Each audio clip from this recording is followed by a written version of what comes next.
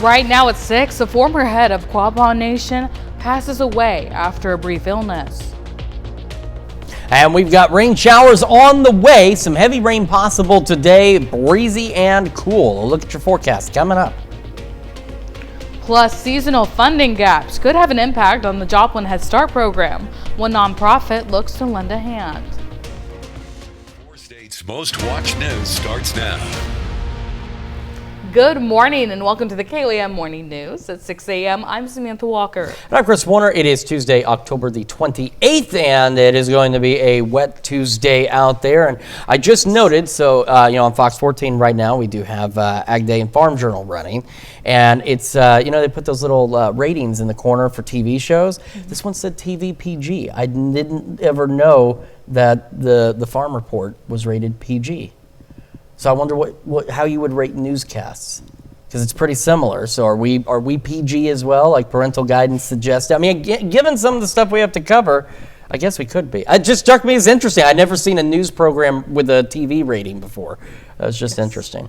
Well, you got to keep your weather report PG then. I guess. I mean, we don't have a rating, I guess, technically, but we will certainly keep it PG. Although parental guidance certainly suggested with this rain out there, the kids aren't going to like it. Maybe, have them look away when I talk about how much rain we're going to get. We're going to start, though, with our live look outside downtown Pittsburgh. See, that's okay. That looks good. We're dry. Again, the majority of our area is dry right now. It's not going to stay that way. Our camera, 7th and Rangeline, looking good, as well as is the MoDOT camera at 20th and Rangeline in Joplin. So again, we've got some showers that are actually starting to reach the ground here, parts of Elk County and maybe far northern Chautauqua County. But again, off to our west, and we'll drag this guy way over here into Kansas. We've got all of this pushing east. You can kind of see where the boundary is right there. All of this expected to continue to fill in and increase in coverage as it approaches our area, and eventually will give us all of our rain chances as we head through today, tonight, and the first half of our Wednesday. You can see by the lunch hour, widespread showers out there.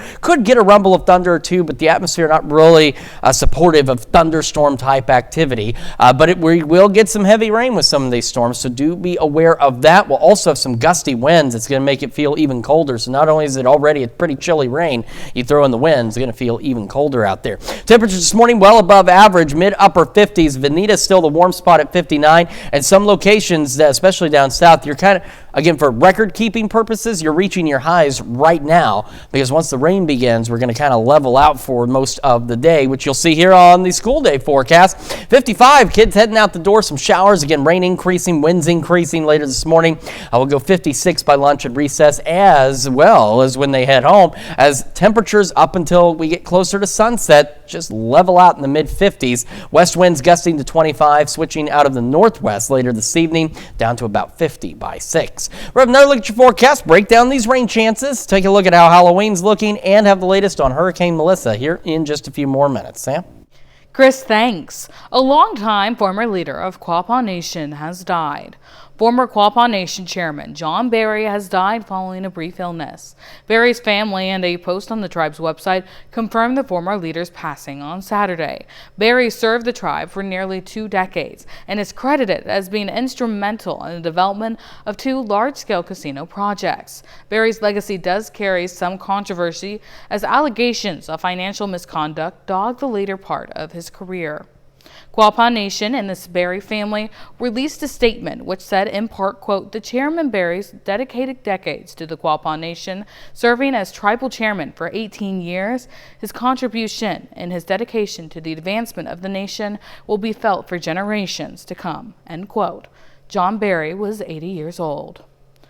Oklahoma City Metro restaurant owners have a plan in place to help families impacted by the halt to SNAP. Corey Harris owns Corey Be Cookin' Seafood and More. He plans to offer free meals including seasoned chicken, fish, potatoes, rice, and vegetables. Harris isn't the only business owner opening his doors to those in need. Times are tough for many people in our area, and the holiday season can multiply those difficulties. The good news is there are many organizations in the 4 states driven to alleviate those difficulties, such as hunger. We have a list of food pantries and other organizations on our website that provides help to the community. Don't hesitate to reach out for assistance or to volunteer your time or services or to make a donation. Just head over to the KOAMnews.com, newsnow.com to search for food pantries in the 4-state area.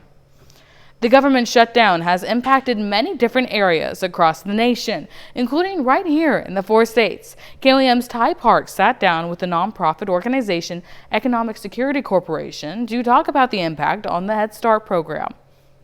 So it started out small. In October, there were just 5 programs affected, about 6,500 children. Then November 1st, there are several grantees. There are 141 nationwide, including Puerto Rico. And so they will not, if they close on November 1st, that's 65,000 children affected.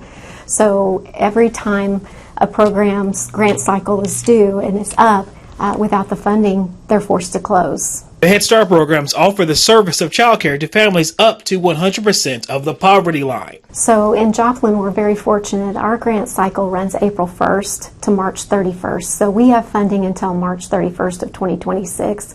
So although we feel safe, I'm encouraging all of my staff and our parents in our program to reach out and support the other programs. The majority of families that use Head Start are working in service and delivery-based industries. And so if those families can't work, that means our community stops operating well. And so places like fast food restaurants or car washes or Walmart, those places don't have the workers anymore. So it's really important that they have places like us, especially now with the talk of SNAP and WIC benefits not being available. There is no immediate chance of a Head Start shutdown in Joplin, but this is something Economic Security Corporation is keeping a close eye on. And so even though my grant's due January 1st, and they usually look into it by February, it could be very close to when my grant ends, March 31st. It could really put us at risk for closing in April if they're backlogged and haven't had a chance to look at my grant. In Joplin, Ty Parks, KOAM News.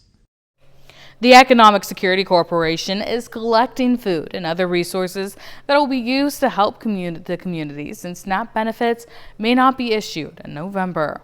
Well, that's a look at this morning's top stories and weather coming up on the KOAM Morning News. Coming up, Hurricane Melissa becomes a monster storm headed for Jamaica, the potentially strongest hurricane in the island's recorded history. Plus, black cats face adoption challenges due to ancient superstitions, the National Black Cat Day effort to change minds. And cool conditions and light rain showers in the 4 states. Chris has a look at your weekly forecast. You're watching the KOAM Morning News. We'll be right back.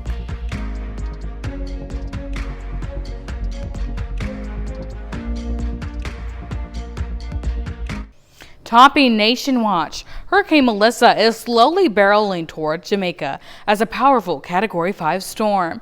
It's expected to make landfall overnight. Jason Allen is in the capital Kingston with the latest. Jamaicans are boarding up homes and businesses and collecting last-minute supplies and food. Particularly, I was hoping to get some bread, but the shelves are empty. Hurricane Melissa grew into a monster storm as it churned in the Caribbean over the weekend, headed toward Jamaica. The National Hurricane Center warns it will likely cause life-threatening flash flooding and landslides. There is a lot of rainfall that is projected. We all have to be very, very careful and be prepared for the worst. Melissa is expected to be the strongest storm in history to hit this island. Even these early winds, we've already seen some of the metal roofing on homes and structures start to lift and flap in the wind, and some of these areas may see as much as 3 feet of rain. I think this one is different. I think we're definitely gonna have this one gonna impact us hard. Hundreds of shelters are open, though most of the people we spoke with ahead of the storm said they preferred to stay at home and protect their belongings. No, we're not going to go anywhere. Just sitting down and watch everything, make sure everything is working good. The storm has already been deadly, moving over Haiti and the Dominican Republic. Police there are using drones to deliver supplies to people cut off by flooding. Back in Jamaica, officials warned residents there is nowhere that will escape the wrath of this hurricane. Jason Allen, CBS News, Kingston, Jamaica. The forecast has the hurricane moving east, crossing southeastern Cuba and the Bahamas through Wednesday, and missing Florida as it heads out into the Atlantic. Well, still to come, the FDA approves a new non-hormonal drug for menopause hot flashes, the breakthrough for women who can't take hormones. Plus, cool conditions and rain showers. Chris has a look at your Tuesday forecast. Black cats have long been considered a bad omen in Western culture, and studies show those negative stereotypes sometimes make it harder for them to get adopted. Now shelters across the country are using the National Black Cat Day to dispel myths and encourage adoptions. CBS News correspondent Chanel Call reports. All right, so I'm going to introduce you to Calculator here. When Mimi Cordero walked into this adoption shelter, she wasn't looking for a black cat. They always tell me, well, a black cat is not a good cat. So all my life I'm like, okay, stay away from black cats. It's a stereotype Chris Wilson, matchmaker at the ASPCA, has heard before.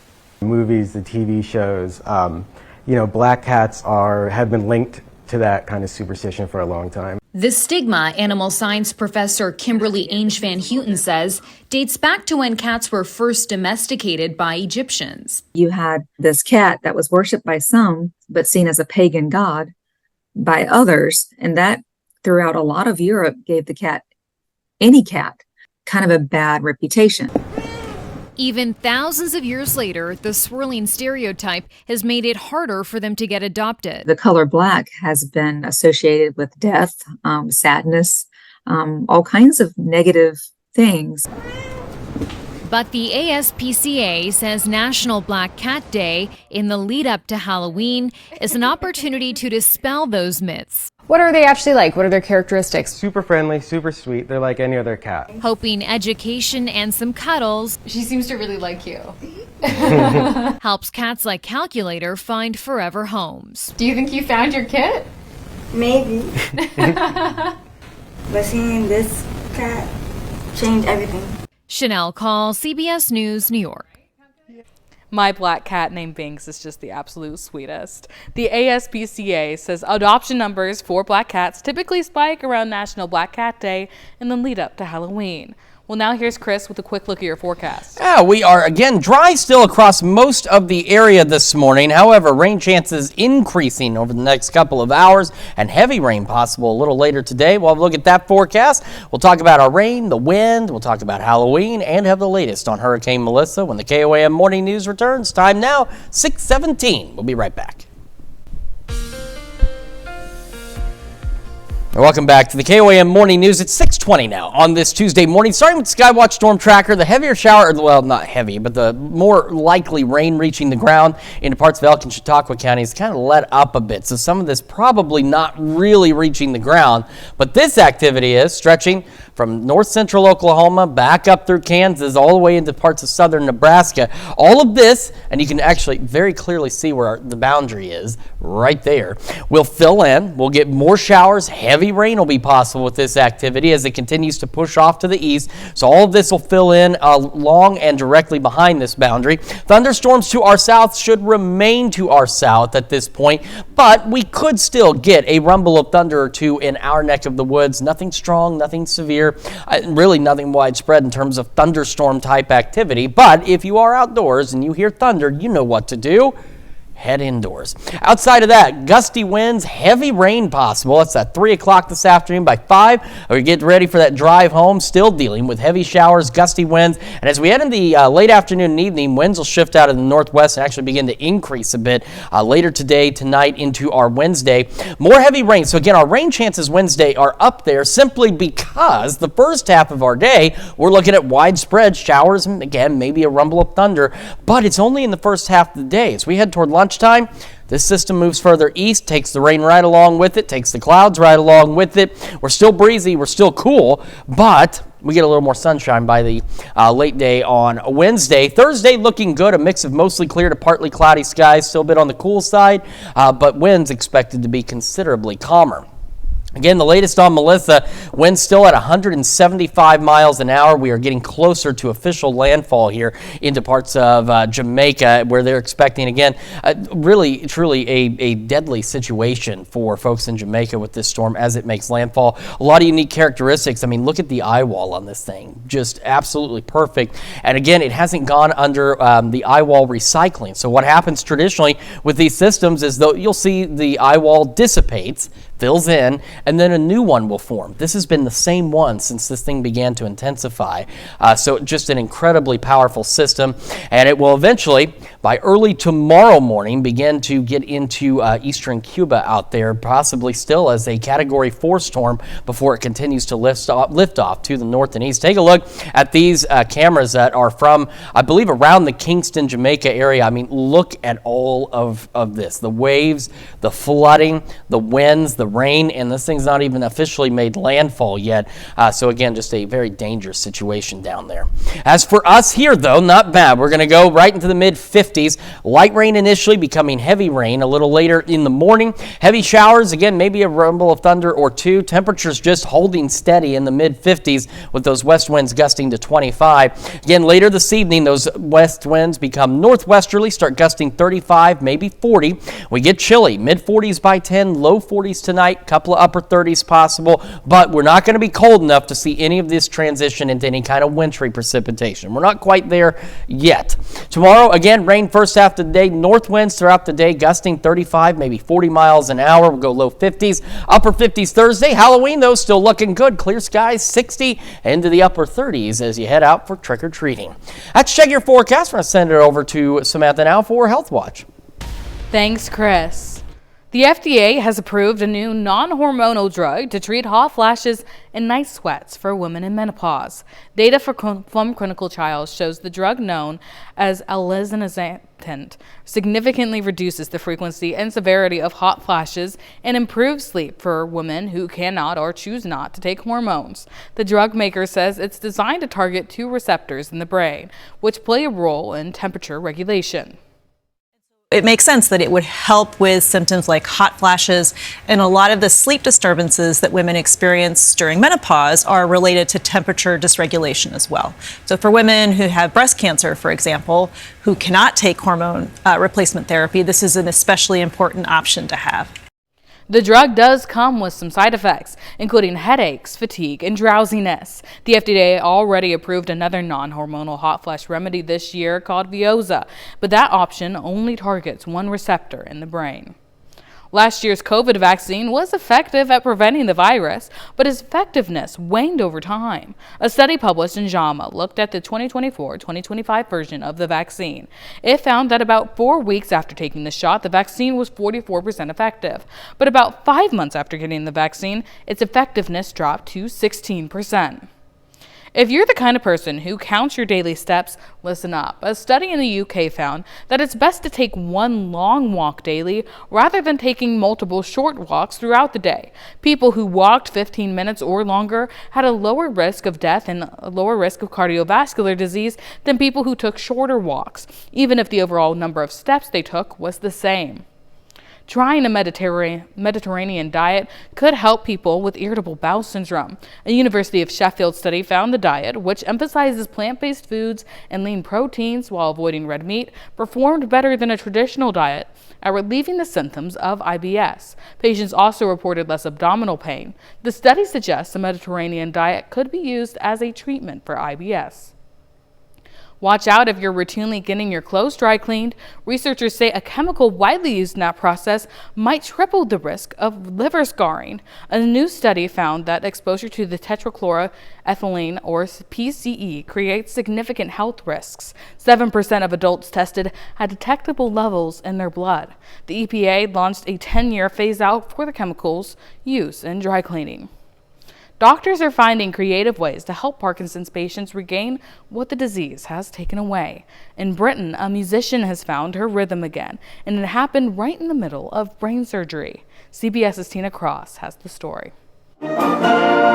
Making music was at the center of Denise Bacon's life, but Parkinson's disease changed everything. The 65-year-old had to stop playing the clarinet she loved. It was mainly because the fingers weren't pressing, I couldn't press them accurately on the holes and the keys. Bacon thought that part of her life was over until she underwent deep brain stimulation at a London hospital. Doctors inserted 2 tiny wires into the parts of her brain that control movement. She stayed awake with her scalp and skull numb to test the results in real time, picking up her clarinet for the first time in 5 years. So we could test her finger movements and the speed of the movements and make sure that they are no longer stiff, they can do what she wants them to do. Bacon says she was delighted as she saw immediate improvement during the 4-hour surgery. It's just amazing to see and feel my fingers moving better and faster and sort of flowing more. Deep brain stimulation is not a cure for Parkinson's, and it doesn't stop symptoms from getting worse, but it gives patients more control over their movements, helping doctors fine-tune treatment that in some cases can hit all the right notes. Tina Kraus, CBS News, London.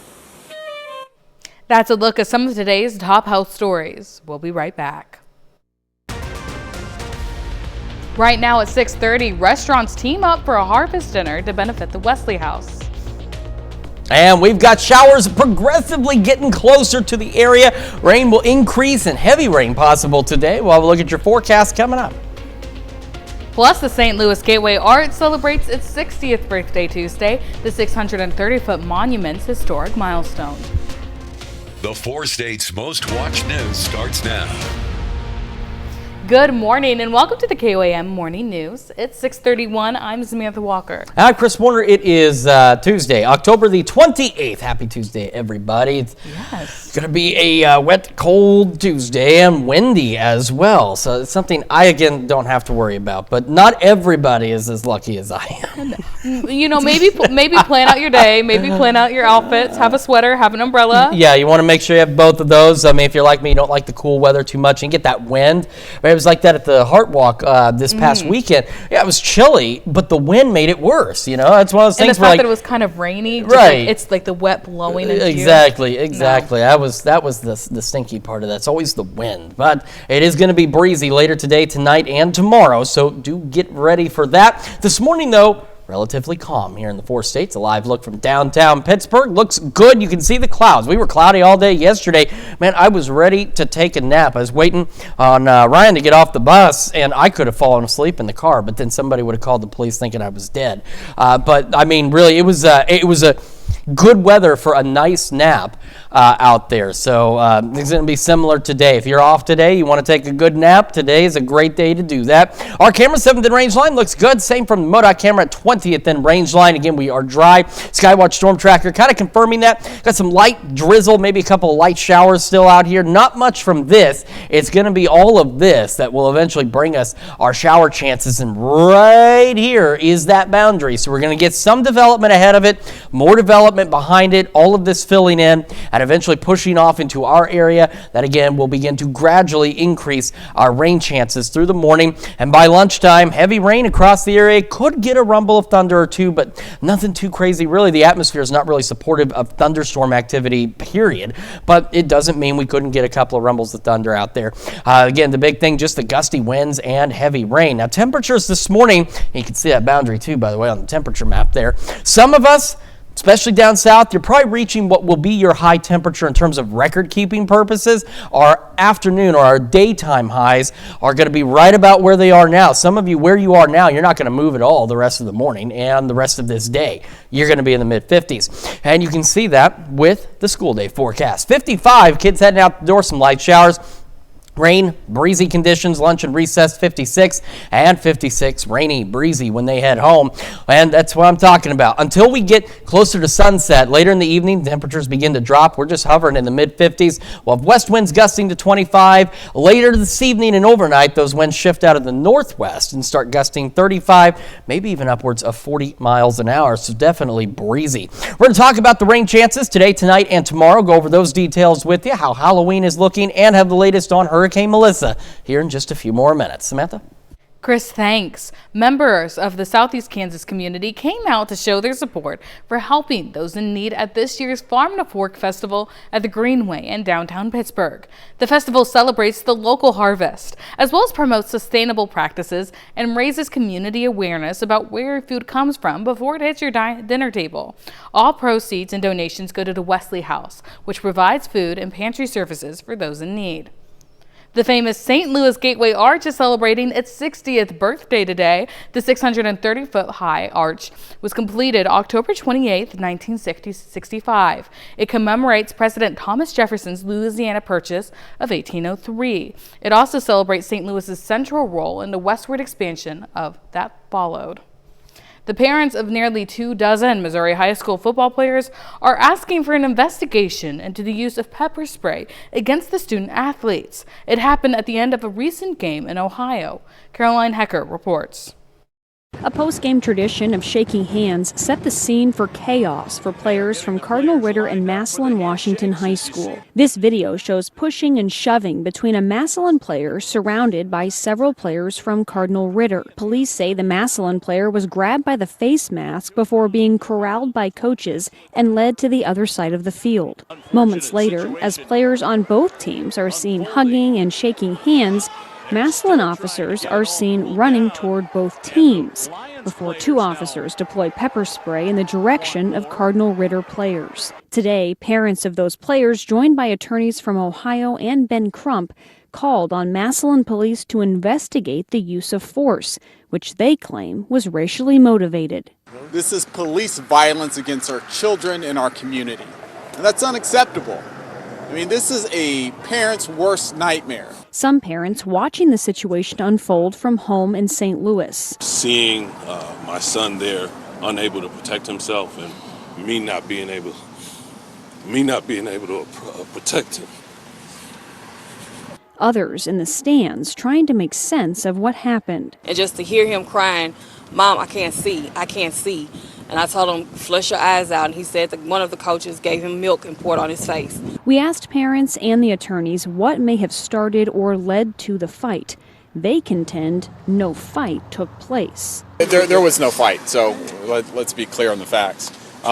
It's my understanding that there were some words exchanged between both sides. However, it's also my understanding that there was improper treatment toward these Cardinal Ritter students during the game. In the video, one player is seen kneeling and grabbing his face. Parents of several players say they're still dealing with the physical and emotional impacts.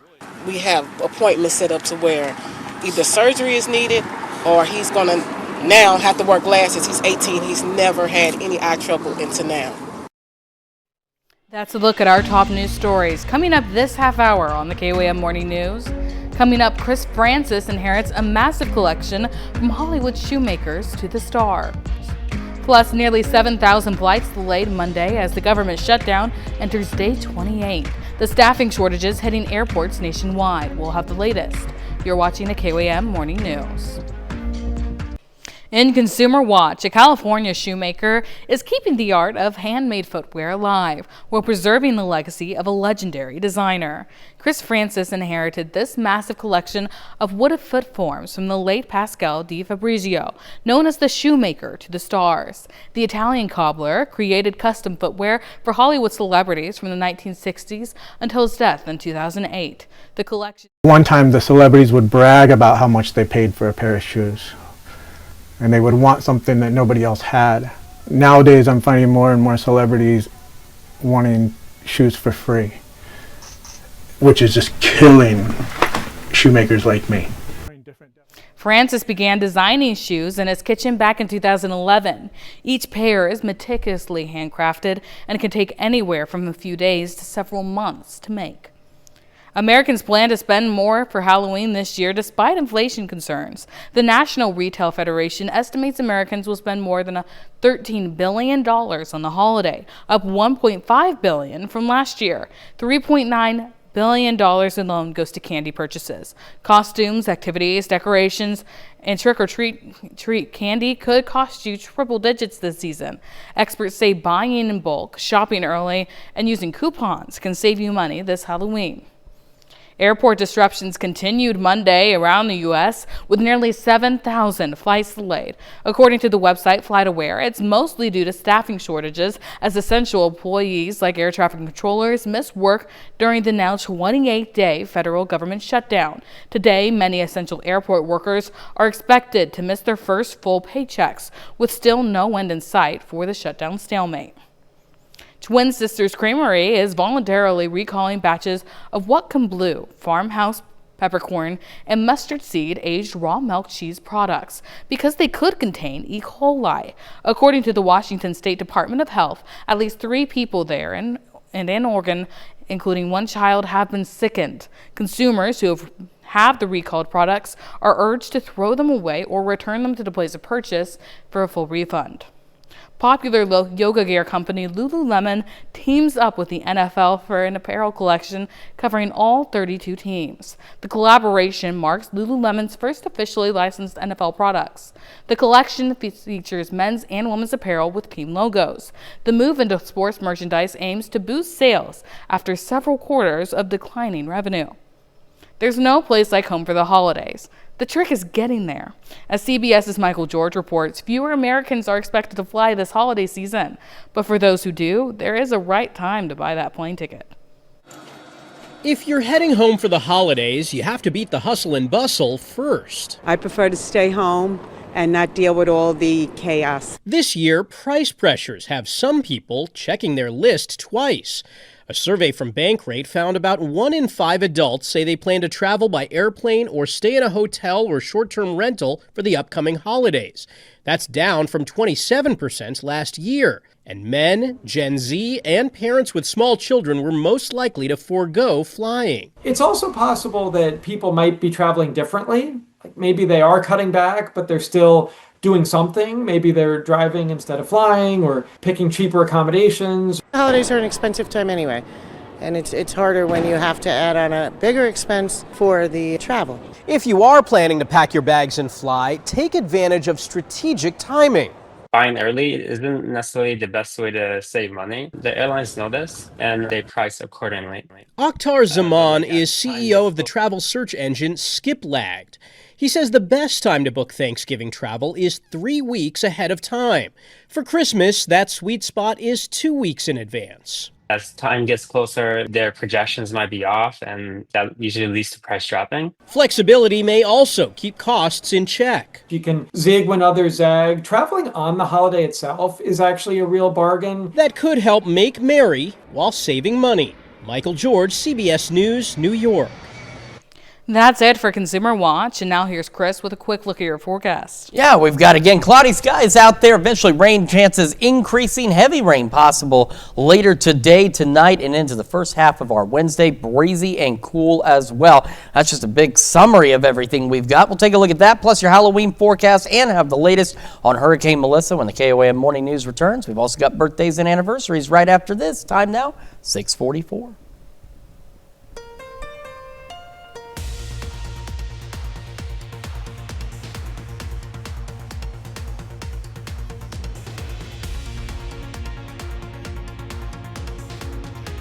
All right, time now for some Tuesday birthdays, and we're going to start with Ryder Kyle in Webb City, celebrating birthday number 4. Happy birthday. And Carly Michael in La Harpe, Kansas is celebrating birthday number 8. It says, love, Jace, mom, and dad. Happy birthday, Carly. Also celebrating birthday number 8 is Savannah Eck in Bartlett, Kansas, with happy birthday wishes and love coming from Mom, Dad, Bella Madison, Aunt Jessica, Uncle Sam, Joe Reba, and Harvey. And Amelia Espinoza Gaines is celebrating birthday number 10. Happy birthday, Amelia. And in Jasper, Blaine Buchanan celebrating birthday number 12. Happy birthday, Blaine. And Mason Honeshell is celebrating birthday number 20. Happy birthday, Mason. And over in Riverton, Tucker Thompson celebrating birthday number 30 with love from Mom and Dad. Happy birthday. And in Thayer, Kansas, Tristan Thornton is celebrating birthday number 30. Happy birthday, Tristan.